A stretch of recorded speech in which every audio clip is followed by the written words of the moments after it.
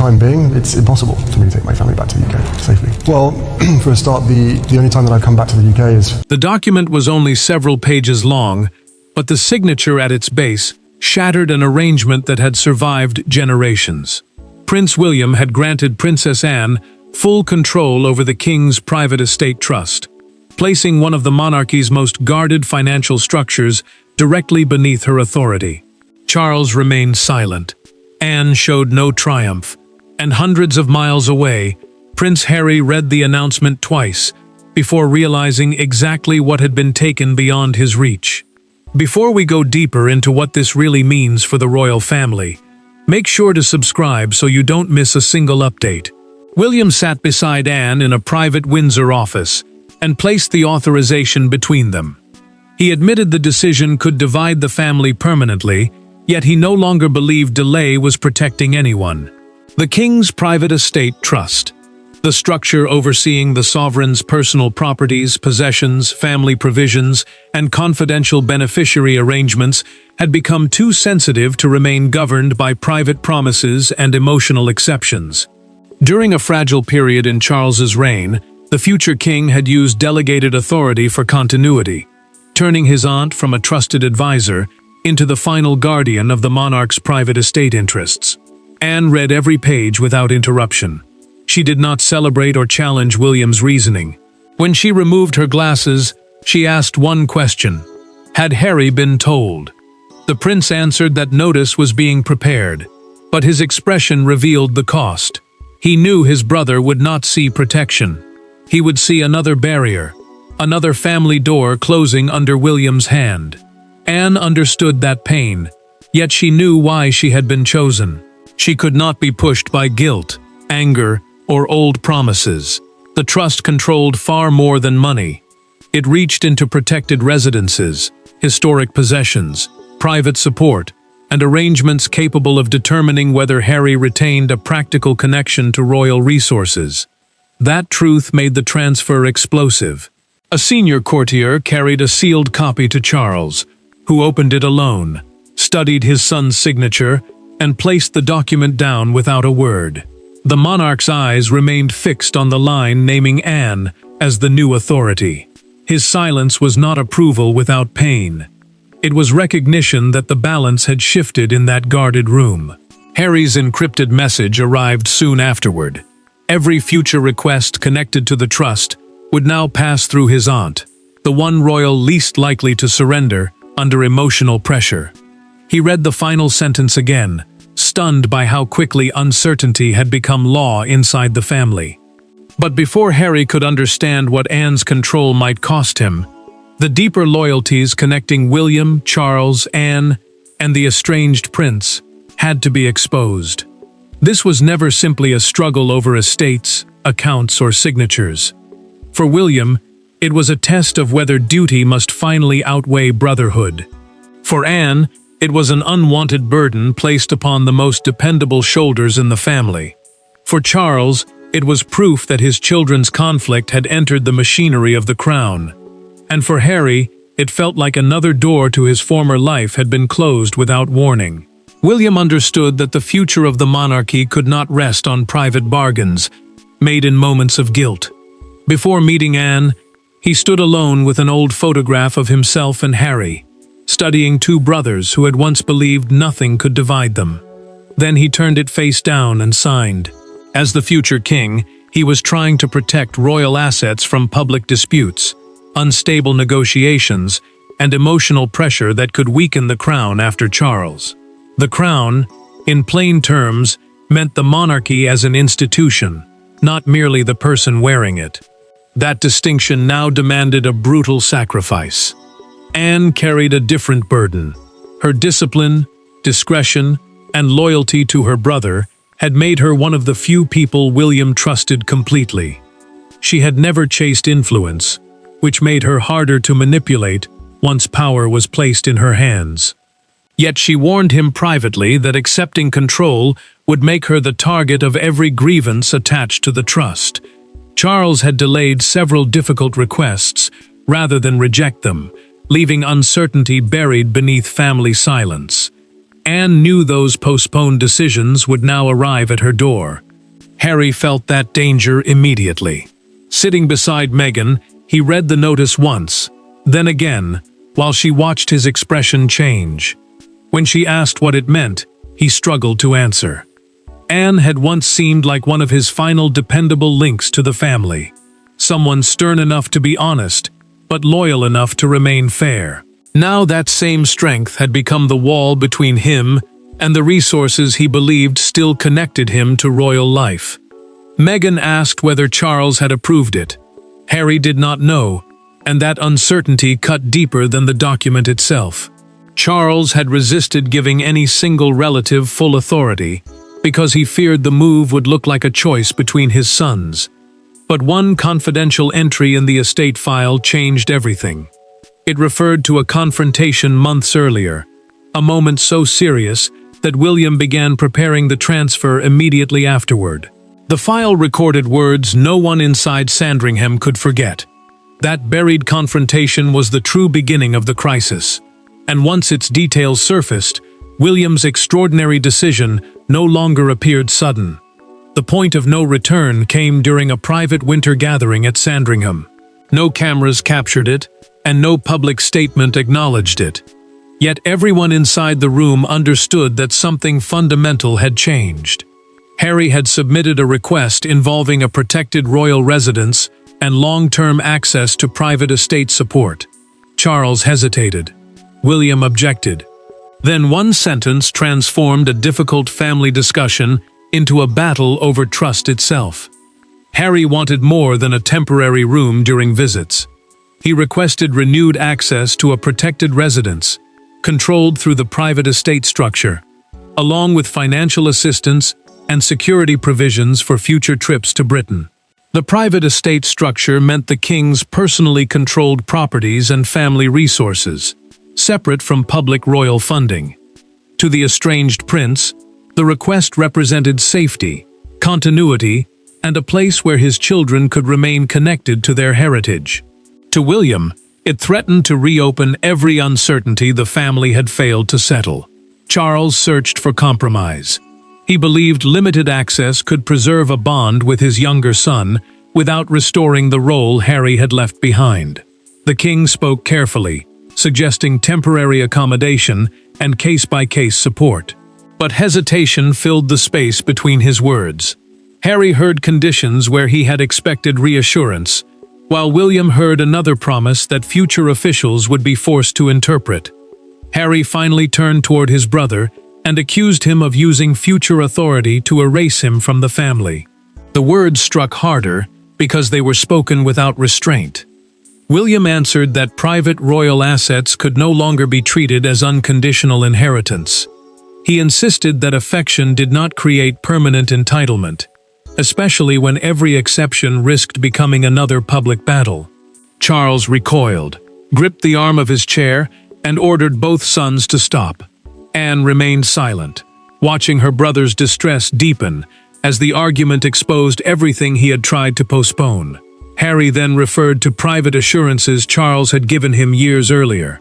He said his father had promised that Britain would always contain a secure place for him and his children. The claim changed the argument instantly. Were those words a father's attempt to comfort a wounded son, or commitments the estate was expected to honor? No one could answer without choosing a side. Harry left before the meeting produced a settlement. When the door closed, Anne told William that unclear authority was now harming both the king and the trust. That warning pushed the future monarch to begin drafting a new control structure. Yet before making her appointment irreversible, William summoned his brother for one final private meeting. When the brothers finally stood face to face again, years of resentment entered the room with them, and neither man was prepared to retreat. There were no aides, no lawyers, and no carefully prepared palace phrases when William and Harry met. A single folder rested between them, containing the terms that would place Anne above every future request connected to the trust. Harry refused to sit. William remained beside the table, choosing each word with painful control. What followed was not merely an argument over royal resources. It was a reckoning between two brothers who no longer recognized each other's idea of loyalty. William opened by saying the transfer was not designed to humiliate his brother. It was meant to protect Charles's private estate from repeated negotiations, media pressure, and family disputes that had begun to consume every decision. The trust, meaning the formal structure governing the king's private properties, provisions, and protected assets, could no longer depend on conversations that changed with emotion. He said certainty was now essential because the monarchy could not survive endless exceptions. Every delay, he warned, created another promise that future officials might interpret differently, leaving Charles trapped between affection and duty, while the brothers blamed each other before control slipped away. Harry rejected that argument immediately. He insisted he was not asking to become a working royal again. He wanted security for his children, and recognition that stepping away from official duty had not erased him as the king's son. Then he pushed the folder across the table and told William that placing Anne in control was the same as appointing someone who would never bend, no matter how deeply the decision wounded the family. William stepped closer but kept his voice low. He said the family's flexibility had produced only mistrust, leaks, accusations, and private promises that nobody could clearly enforce. Harry answered with the one detail his brother had feared. Charles, he said, had once assured him that a residence and private family provision would always remain available, regardless of his public role. The words changed the room.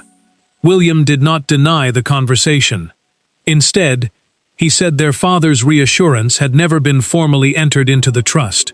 That distinction exposed the devastating divide between a father comforting his son and a sovereign creating a binding arrangement. Harry heard betrayal.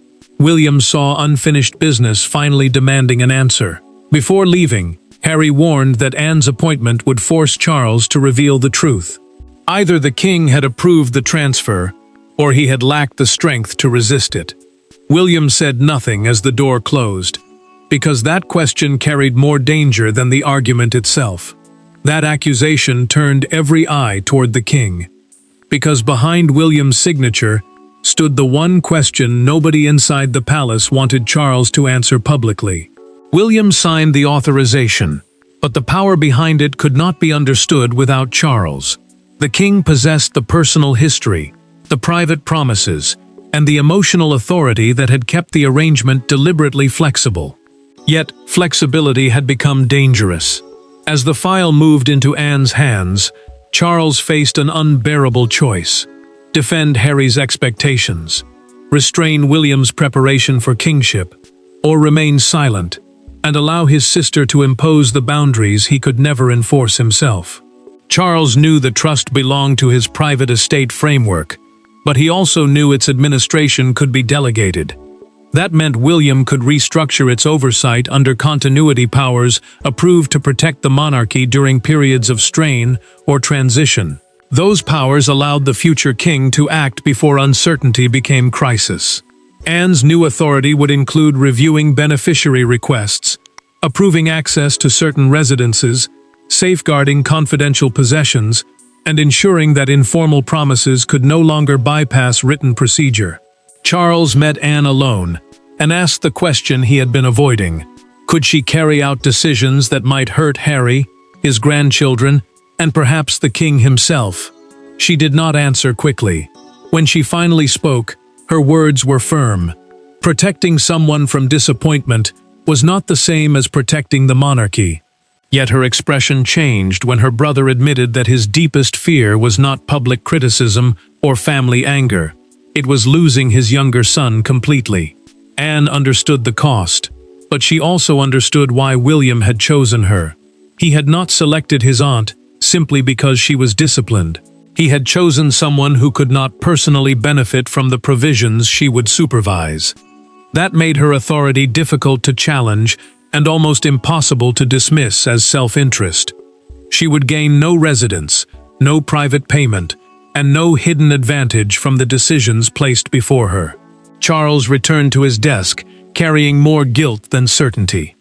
He opened a drawer and removed an unsigned letter offering Harry limited future access to a royal residence.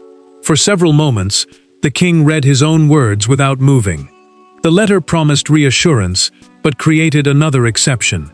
He lowered it, closed the drawer, and left it unfinished. Anne's first review began soon afterward. Several unresolved commitments connected to Harry appeared inside the estate records, each carrying emotional weight and unclear authority. One involved access, security, and a promise her brother had never formally completed.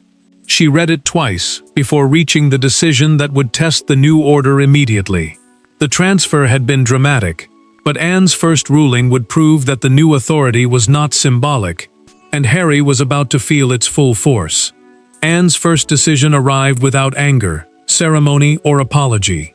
A pending request connected to Harry's future use of a private royal residence was returned with a formal refusal. The language was precise: no permanent access, no automatic family provision, and no exception based solely upon past verbal assurances. Harry stared at the final paragraph in disbelief. Anne had not merely inherited control. She had used it, and the old system of personal appeals had ended overnight. Harry could still request temporary family accommodation for approved visits to Britain, but he would receive no standing right to occupy, manage, or claim a protected private estate residence. A standing right meant permanent access that did not require fresh permission each time. Anne's ruling ended that possibility. Every future request for housing, financial assistance, or security support would now need written evidence, a clear purpose, and a formal review of both safety and reputational risk. The same standards would apply each time, no matter how emotional the appeal became. Harry read the refusal at his kitchen table, while Meghan waited beside him. His anger did not erupt immediately. He became completely still, folded the pages with painful care, and said that his aunt had treated him like an outsider. She asked whether he intended to challenge the decision publicly. He looked down at the document again, wounded by the thought that Anne, once one of his final reliable links to the family, had become the person enforcing his distance from it. Anne felt no victory. After signing the ruling, she remained alone and gripped her pen for several seconds before setting it down. Discipline had guided her choice, but it had not removed the guilt. She knew the refusal would hurt her nephew. She also knew that reversing it out of sympathy would destroy the authority William had placed in her hands before it had even taken root. Harry called Charles directly. He expected his father to soften the ruling, reinterpret the old promise, or quietly order an exception. The king listened, then said the matter now rested with Anne and he would not interfere. The words struck harder than the refusal itself. Charles had finally chosen institutional stability over private ambiguity. William received confirmation soon afterward. Relief came first, followed almost immediately by sadness. His father had upheld the new structure, but the decision had deepened the wound between them all. Harry refused to surrender completely. Instead of attacking Anne in public, he requested a private meeting, hoping family memory might reach where formal arguments had failed. The next meeting would not involve advisors or written submissions. It would place aunt and nephew alone, with the memories neither of them could dismiss. When Harry entered the room, Anne had removed every official document from the table. There would be no secretaries, no estate representatives, and no carefully staged intervention from William or Charles. For the first time since the transfer, the dispute belonged only to an aunt and her nephew. Harry expected coldness. Instead, Anne asked him to sit and spoke about his mother, his father, and the difference between preserving a relationship and preserving a privilege. Harry began without anger. He said the residence request had never been only about property. It represented a secure place in Britain where his children could feel connected to their family, rather than arriving as visitors who needed permission at every step. To him, the house, the security, and the keys were symbols of belonging. Anne understood that distance had made every practical decision heavier than it appeared. Rooms had become proof of acceptance. Access had become proof of love. Even a formal review now felt like a judgment on whether he still mattered. Harry finally asked the question beneath everything else. Did she truly believe he was a danger to the family? Anne did not look away. She said she did not fear him, but she did fear unresolved resentment, because bitterness could turn every private disagreement into another wound. That danger, she warned, threatened Charles, William, Harry, and the children caught between them. Anne then placed an old photograph of Diana with both boys on the table. The gesture silenced him. She told her nephew that love could not be administered through an estate trust.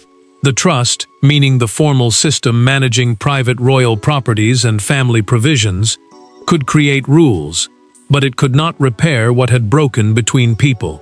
Harry stared at the photograph before admitting that the deepest shock had not been losing control of a residence. It was discovering that Charles would no longer make an exception for him. Anne offered one compromise. She would create a clear process for family visits, private meetings, and temporary accommodation, so Harry's children could maintain a real connection to Britain. But she would not restore permanent privileges, reverse the refusal, or weaken the standards she had accepted responsibility for enforcing. Her answer gave him less than he wanted, yet more honesty than he had received in years. Harry left without victory. Still, he made no threat, issued no warning, and promised no public retaliation. For the first time, acceptance appeared possible. That quiet shift would soon be tested beyond palace walls, where one headline and one gathering transformed a private family decision into a national verdict. By sunrise, the dispute had escaped the walls of the royal household. Broadcasters described Anne as the monarchy's new gatekeeper. Newspapers portrayed William as a future king already redrawing the family boundaries, and commentators declared Harry's remaining influence over private royal arrangements effectively finished. Yet one image captured the national mood more powerfully than any debate. A crowd outside Buckingham Palace holding photographs of Anne while the morning papers announced that royal discipline had finally defeated family hesitation. William watched the coverage in silence. One broadcaster praised his decisiveness and described the transfer as proof that the prince was already protecting the monarchy before his accession. Accession meant the moment a royal heir formally becomes sovereign, but the public was beginning to treat his preparation as if that future had already arrived. He listened until the discussion turned personal. When a commentator said Harry had been rejected by his own brother, William switched off the television. Strength had brought him approval, yet the applause only sharpened the private cost.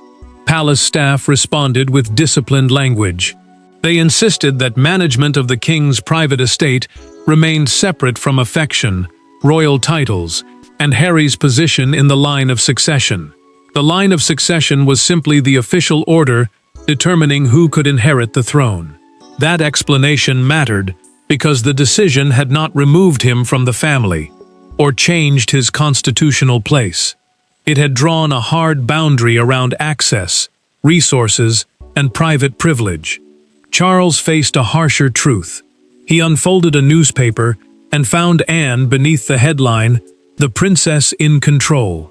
The king studied the image before quietly admitting that his sister was carrying a burden created by his own failure to settle the conflict earlier. He had delayed, softened, and postponed. Now she was being praised for enforcing the certainty he had feared.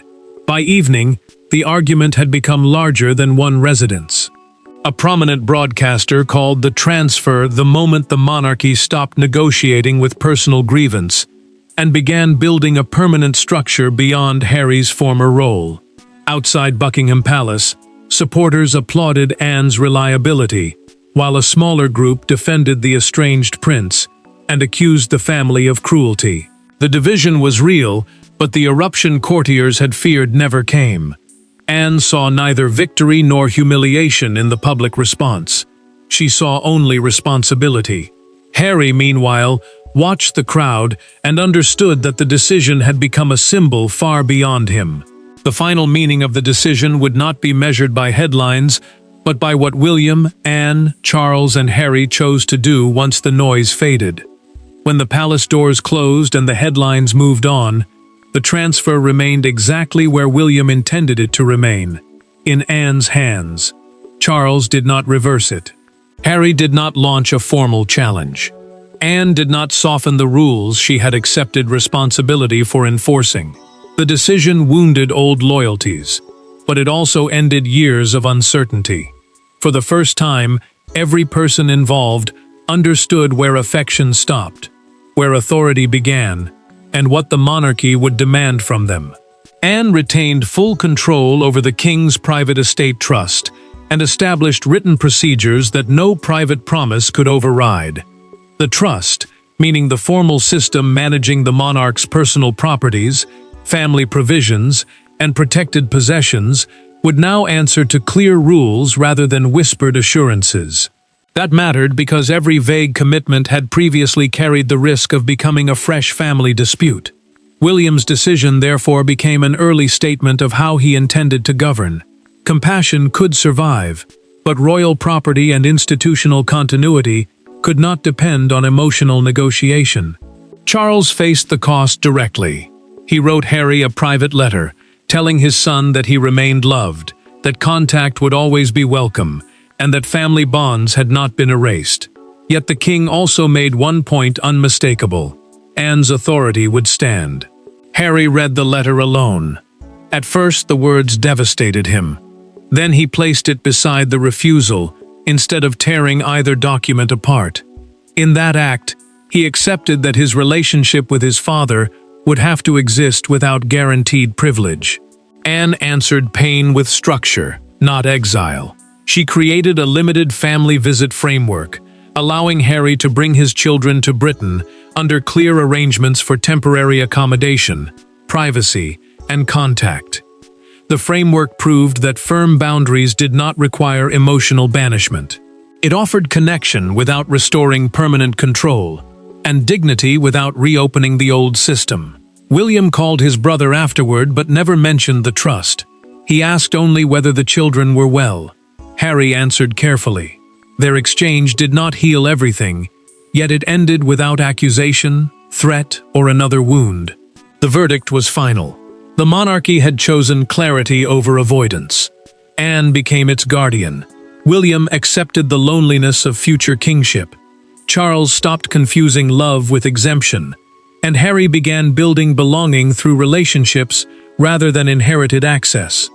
And so the signature that first appeared to divide the royal family became something harsher but necessary. The final boundary that protected the crown while allowing its wounded members to face one another honestly. Thanks for watching.